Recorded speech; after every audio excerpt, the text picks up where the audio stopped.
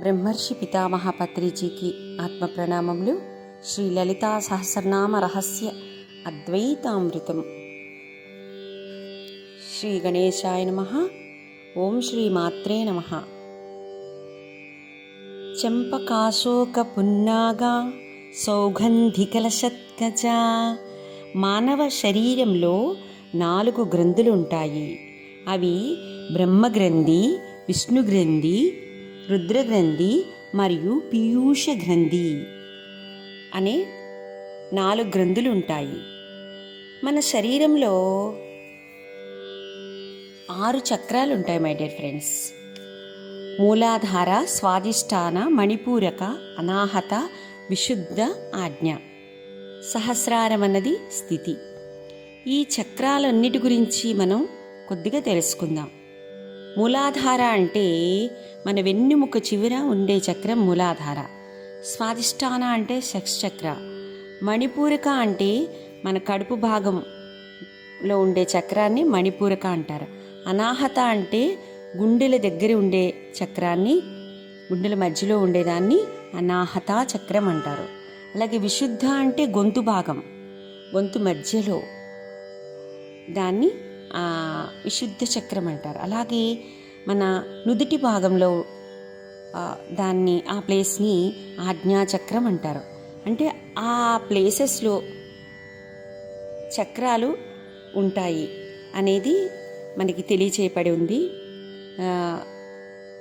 సింపుల్గా చక్రాలు ఎలా ఉంటాయనేది తెలియచేశాను మై డియర్ ఫ్రెండ్స్. బ్రహ్మగ్రంథి మానవ శరీరంలో ప్రాణమయ కోశంలో ఉన్న కుండలినిలో మూలాధార మరియు స్వాదిష్టాన చక్రాలను ఆశ్రయించుకుని ఈ బ్రహ్మగ్రంథి ఉంటుంది. అంటే 2 చక్రాలని ఆశ్రయించుకుని ఒక గ్రంథి ఉంటుంది. దాని పేరే బ్రహ్మగ్రంథి. భౌతిక శరీరం మీద ప్రేమతో ప్రాపంచిక విషయ సుఖానుభవాల కోసం వెంపర్లాడుతూ భౌతిక శరీరం బందీ అయి ఉన్నంతకాలం మానవుడు మళ్ళీ మళ్ళీ పుడుతూ కొట్టుమిట్టాడుతూ ఉంటాడు. అంటే జన్మ పరంపరలో కొట్టుమిట్టాడుతూ ఉంటాడు. పుట్టడం, చనిపోవటం అనేది ఎక్కువగా జరుగుతుంది. కానీ కుండల్ని జాగరణ ద్వారా ఈ బ్రహ్మగ్రంథిని విచ్ఛేదన చేసినప్పుడు, అంటే సాధన చేసి బ్రహ్మగ్రంథి విచ్ఛేదన జరిగినప్పుడు, సాధన అంటే ప్రాణాయామం, యోగ ఆసనాలు, ధ్యానము, ఇవన్నీ కూడా సాధనలోకే వస్తాయి మై డియర్ ఫ్రెండ్స్. అలా సాధన చేసి కుండలిని జాగరణ ద్వారా ఈ బ్రహ్మగ్రంథి విచ్ఛేదన చేసినప్పుడు అతడు సంసార పంకిలం అంటని చంపకం అవుతాడు. మళ్ళీ ఇంకో పదం వచ్చింది, దాని పేరు చంపకం. అలాంటి స్థితిలో అతడు జన్మ పరంపర చక్రంలో మొదటి ఆవరణను తొలగించుకుంటాడు. అంటే బ్రహ్మగ్రంథి దాటి ఆ 2 చక్రాలు దాటి మొదటి ఆవరణని తొలగించుకుంటాడు. దీనినే చంపక దశ అంటారు. ఈ దశను అధిగమించినా కూడా మానవుడు ఇంకా మానసికంగా వ్యధతోనే ఉంటూ ఉంటాడు. మానసిక వ్యధలే మిగిలి ఉంటాయని చెప్తున్నారు. ఇంకొక గ్రంథి విష్ణు గ్రంథి. కుండలినిలోని మధ్యస్థాయి చక్రాలైన మణిపూరక, అనాహత చక్రాలను ఆశ్రయించుకొని ఈ విష్ణు గ్రంథి ఉంటుంది. ఈ విష్ణు గ్రంథిలో విష్ణుముడి మానవుని మనస్సు అనే మాయతో కట్టేస్తుంది. దీని యోగులు విష్ణుమాయగా అభివర్ణించారు. అంటే అనాహత చక్రం, మణిపూరక చక్రం. మణిపూరక అన్నమయ కోసం ఆశ్రయించుకుని ఉంటుంది. అనాహత చక్రం మనస్సు కదా, మన హృదయ చక్రం అంటారు కూడా దాన్ని. ధ్యాన సాధన ద్వారా మూలాధార, స్వాదిష్టాన చక్రాలను అధిగమించి బ్రహ్మగ్రంథి విచ్ఛేదనం చేసి సంసారం పట్ల వైరాగ్యం పొందినప్పటికీ మానవుడు సశరీరుడై ఉండటం వల్ల విష్ణుగ్రంథిలో చిక్కుకుపోయి ఆకలి దప్పులు, సుఖ దుఃఖాలు స్థాయిలోనే ఉన్నాడు.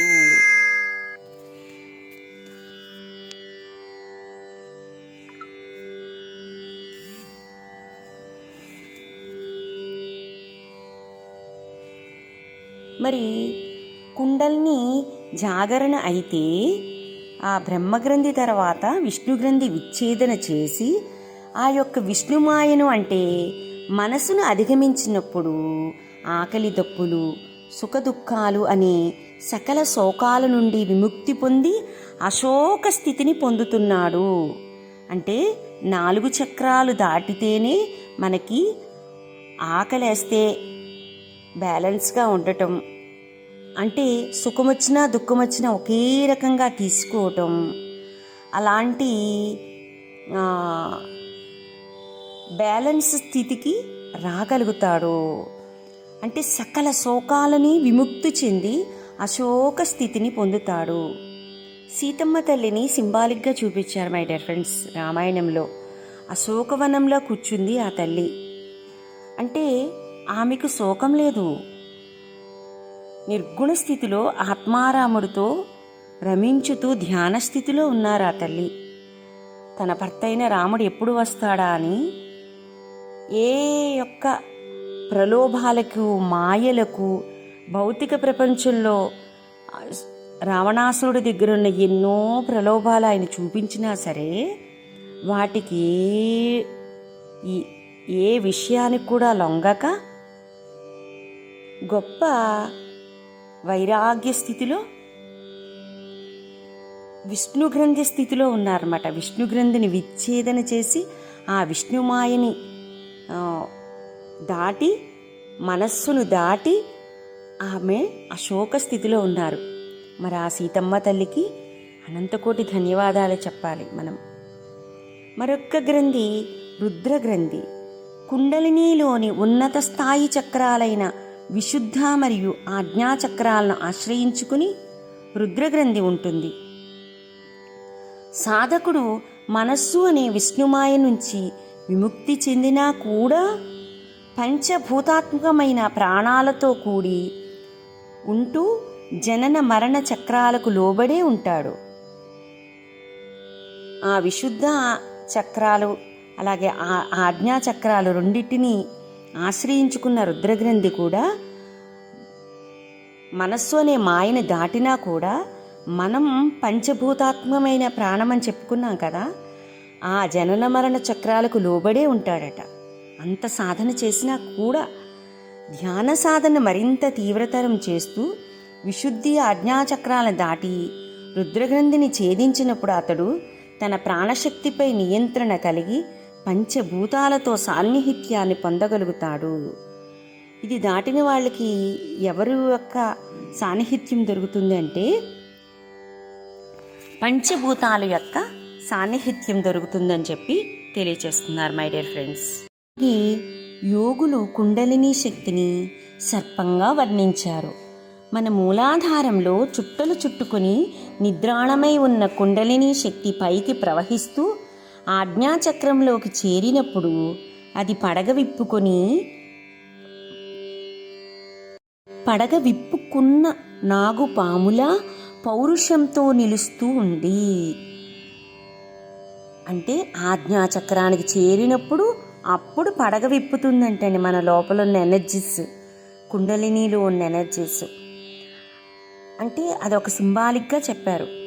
ఆ రుద్రగ్రంథి విచ్ఛేదన ద్వారా వికసించే పున్నాగ స్థితియే పున్నాగ దశ.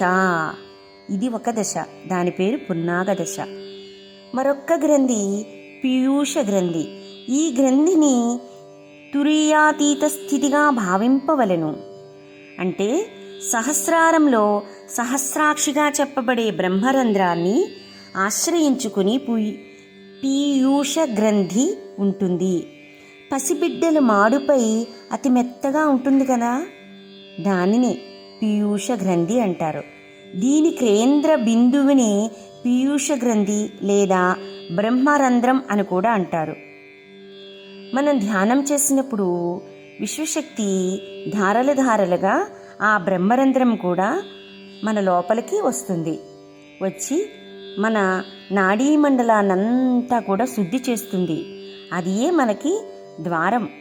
విశ్వశక్తి మన లోపలికి రావటానికి ద్వారం ఆ పీయూష గ్రంథి.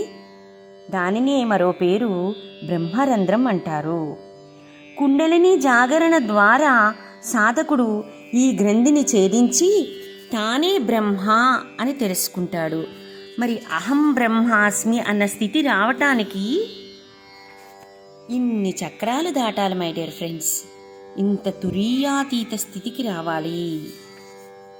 సర్వ దుఃఖాలను విడనాడిన చెంపక దశ, అలాగే సకల శోకాల నుండి విముక్తి చెందిన అశోక దశ, సర్వజ్ఞానాన్ని పొందిన పున్నాగ దశ దాటి ఆ సాధకుడు అహం బ్రహ్మస్వి తత్వం అనుభూతి చెంది సౌగంధికా దశ చేరతాడు.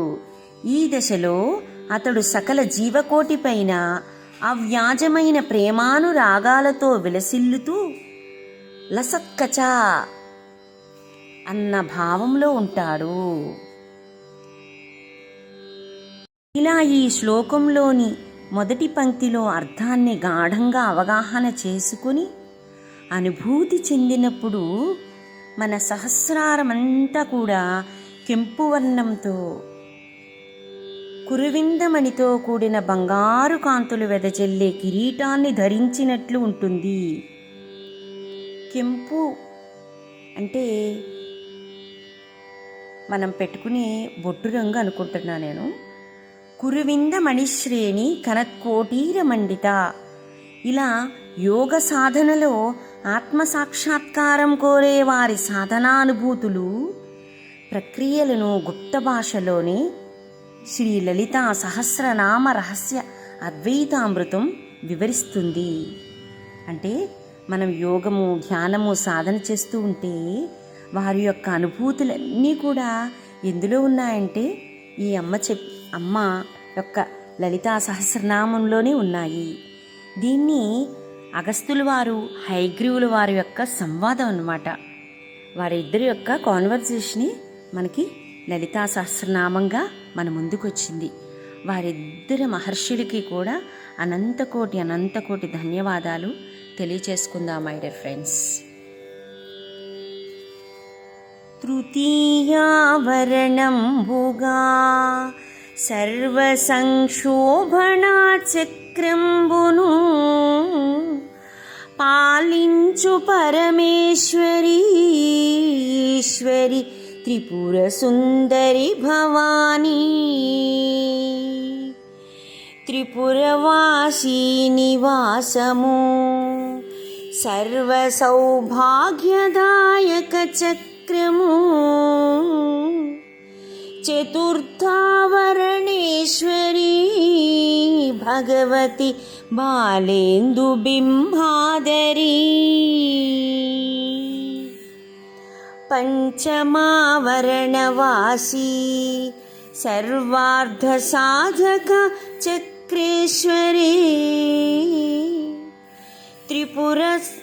త్రిపురాశ్రీ కమలనయన కౌమారి కాంక్షితార్థ ప్రదాత్రీ అంతర్ధ సౌరంభును సర్వ సంక్షోభనా చక్రంబును అంతర్ధ సౌరంభును సర్వరక్షాకరంబను చక్రము షడావరణంబుగాను ఏలేటి త్రిపురమాలిని భైరవి సప్తమావరణవర్తి సర్వరోగాహర చక్రేశ్వరీ త్రిపద త్రికూటరూపీ త్రిధామ త్రిపుర సిద్ధ జననీ త్రివిధ త్రికూటరూపీ త్రిధామ త్రిపుర సిద్ధ జననీ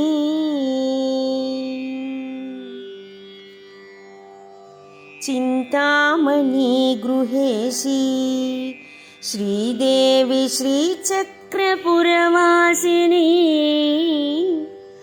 కామేశ్వరాం కస్థితే మమ మాత మహిషాసురమర్దిని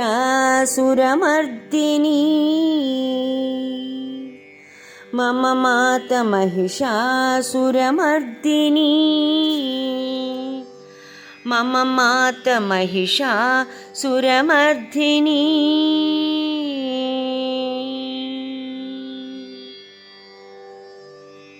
ఈరోజు ఇంతవరకు తెలుసుకున్నాము. మరి కొంత భాగాన్ని రేపటి భాగంలో తెలుసుకుందాము. ఓం శ్రీమాత్రే నమః. Thank you my dear friends.